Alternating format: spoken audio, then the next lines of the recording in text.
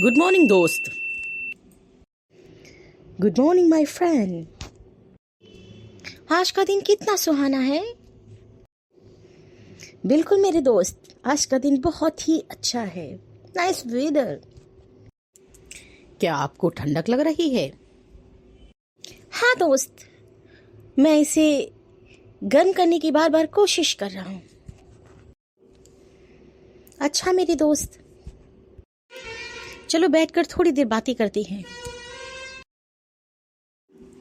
आज आपने परमेश्वर के वचन से क्या पढ़ा मेरे दोस्त? आज मैंने सुबह भजन संहिता 34 अध्याय पढ़ा और उसमें ऐसा लिखा था, भजनकार ने वर्णन किया था कि मैं हर समय यहोवा को धन्य कहा करूँगा, उसकी स्तुति निरंतर मेरे मुख से होती रहेगी। और दूसरे पद में लिखा था, मैं यहोवा पर घमंड करूँगा, नम्र लोग यह सुनकर आनंदित होंगे। मेरे साथ यहोवा की बड़ाई करो और आओ हम मिलकर उसके नाम की स्तुति करें। मैं यहोवा के पास गया, तब उसने मेरी सुन ली और मुझे पूरी रीत से निर्भय किया। जिन्होंने उसकी ओर दृष्टि की उन्होंने ज्योति पाई और उनका मुंह कभी काला ना होने पाया। इस दीन जन ने पुकारा, तब यहोवा ने सुन लिया और उसके सब कष्टों से छुड़ा लिया। यहोवा के डरवैयों के चारों ओर उसका दूत छावनी किए हुए उनको बचाता है। परख कर देखो कि यहोवा कैसा भला है। क्या ही धन्य है वह पुरुष जो उसकी शरण लेता है।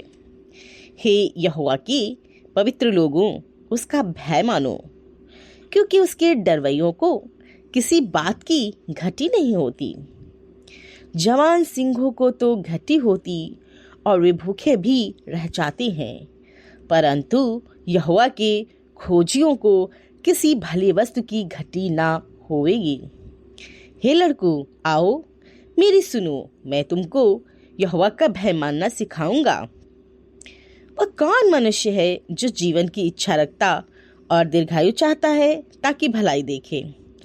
अपनी जीभ को बुराई से रोक रख और अपने मुंह की चौकसी कर कि उससे छल की बात ना निकले। बुराई को छोड़ और भलाई कर, मेल को ढूंढ और उसी का पीछा कर। यहोवा की आंखें धर्मियों पर लगी रहती हैं और उसके कान भी उसकी दुहाई की ओर लगे रहते हैं।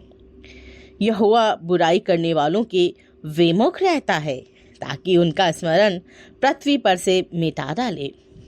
धर्मी दुहाई देते हैं और यहोवा सुनता है और उनको सब विपत्तियों से छुड़ाता है। यहोवा टूटे मन वालों के समीप रहता है और पिसे हुओं का उद्धार करता है। धर्मी पर बहुत सी विपत्तियां पड़ती तो हैं, परंतु यहोवा उसको उन सब से मुक्त करता है। वह उसकी हड्डी हड्डी की रक्षा करता है और उनमें से एक भी टूटने नहीं पाती। दुष्ट अपनी बुराई के द्वारा मारा जाएगा और धर्मी के बैरी दोषी ठहरेंगे। यहोवा अपने दासों का प्राण मोल लेकर बचाता है और जितने उसके शरणागत हैं उनमें से कोई भी दोषी ना ठहरेगा। आज मैंने भजन संहिता 34 अध्याय पढ़ा, जिसे पढ़ के मुझे बहुत आशीष मिली और मैं बहुत आशीषित हुआ। सच में ये भजन संहिता जो दाऊद का भजन है, बहुत ही सुनहरे अक्षरों में बहुत ही गुड़ बातों को लिखता है। वैसे आप मुझे बताएंगे मेरे मित्र कि इनमें आपने किन किन बातों को गहराई से समझा। हाँ मेरे दोस्त, मैं आपको बताता हूँ जो बातें मेरे दिल में उतरी। हाँ, आज मैंने इस अध्याय से 5 बातें सीखी और मैं उनको आपके साथ बांटना चाहता हूँ।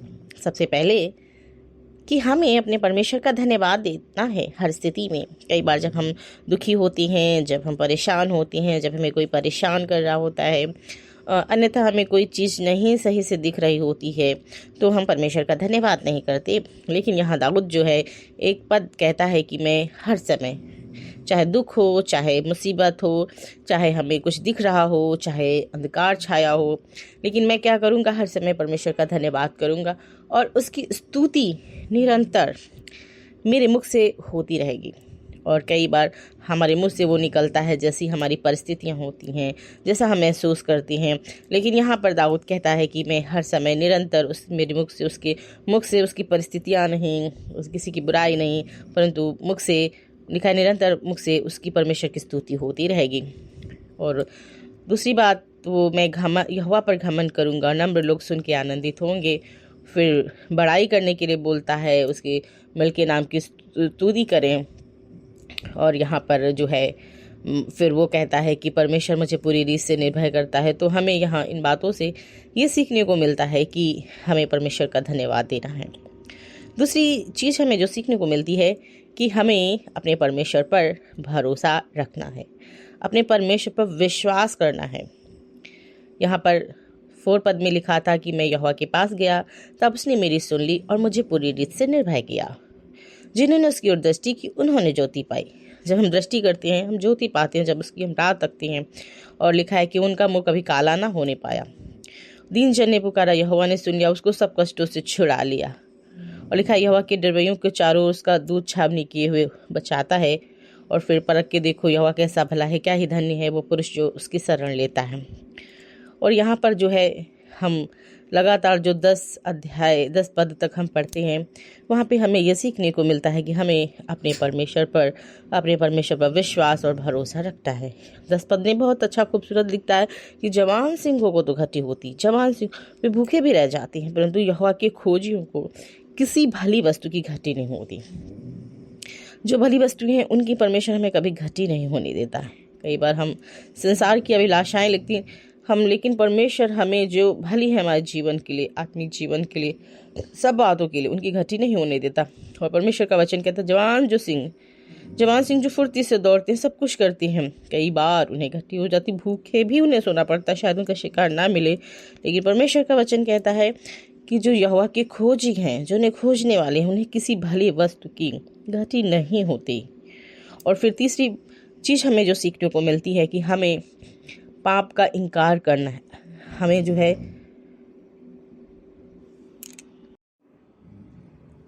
वचन 13 बोलता है, वचन 13 बोलता है अपनी जीभ को बुराई से रोकना है, अपने मुंह की चौकसी के लिए बोलता है कि छल की उससे बात ना निकले। बुराई को छोड़ने के लिए बोलता है 14 पद, और मेल को ढूंढने के लिए बोलता है, और उसी का मेल का पीछा करने के लिए बोलता है। और 15 पद बोलता है यहोवा की आंखें धर्मियों पर लगी रहती हैं, उसके कान भी उसकी दुहाई पर। फिर 16 पद बोलता है यहोवा बुराई करने वालों के बेमुख रहता है। मतलब जो परमेश्वर है, जो लोग बुराई करते हैं उनके बेमुख रहता है, उनके विरोध में रहता है, ताकि उनका स्मरण पृथ्वी पर से मिटा डाले। और यहाँ पर हम देखते हैं इन सब बातों के लिए परमेश्वर हमें ये सिखाती है। तीसरी बात हमें सीखने को मिलता है, हमें पाप को नकारना है, पाप को चुनना नहीं है। चाहे हमारे लिए किसी ने कितना गलत क्यों ना किया हो, चाहे हमारे विरोध में कितना क्यों ना किया हो, हमें मेल को ढूंढना है। और परमेश्वर का वचन कहता है भला ही करना है। सो हमने जो अगली बात, जो चौथी चीज़ हमने सीखी इस अध्याय से, वो है कि हमें परमेश्वर का फेवर मिलता है। परमेश्वर का जो है हमें परमेश्वर की हमें तरफदारी मिलती है। जैसे कि वचन 15 कहता है यहोवा की आंखें धर्मियों पर लगी रहती हैं। यहोवा की आंखें कहाँ पर लगी रहती हैं? धर्मियों पर। और परमेश्वर का कान भी उनकी प्रार्थनाओं की ओर, उनकी दुहाई की ओर लगे रहते हैं। और फिर हमें 17 पद कहता है कि धर्मी दुहाई देती हैं और यहोवा सुनता है। यहोवा सुनता है धर्मी की दुहाई, उसको सब विपत्तियों से छुड़ाता है, चाहे जो भी विपत्ति हो परमेश्वर छुड़ाता है, उनका लगातार फेवर करता है, उनकी तरफदारी करता है, और टूटे मन वालों के समीप रहता है, पिछे हुओं का उद्धार करता है। और यहाँ पर लिखा है कि धर्मी पर बहुत सी विपत्तियां पड़ती तो हैं, परंतु यहोवा उसको उन सबसे मुक्त करता है। और फिर हमें जो पांचवी बात सीखने को मिलती है कि परमेश्वर हमें सुरक्षा प्रदान करती हैं। गॉड प्रोटेक्शन, परमेश्वर की सुरक्षा हमें मिलती है। यहाँ पे लिखती है कि वह उनकी हड्डी हड्डी की रक्षा करता है, उनमें से एक भी टूटने नहीं पाती।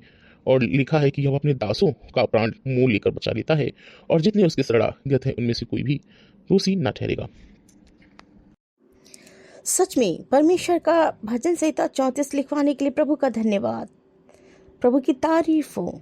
और सच में आज आपसे बात करके मुझे भी बहुत अच्छा लग रहा है, क्योंकि मुझे भी 5 चीज़ें सीखने को मिली भजन संहिता 34 अध्याय के द्वारा।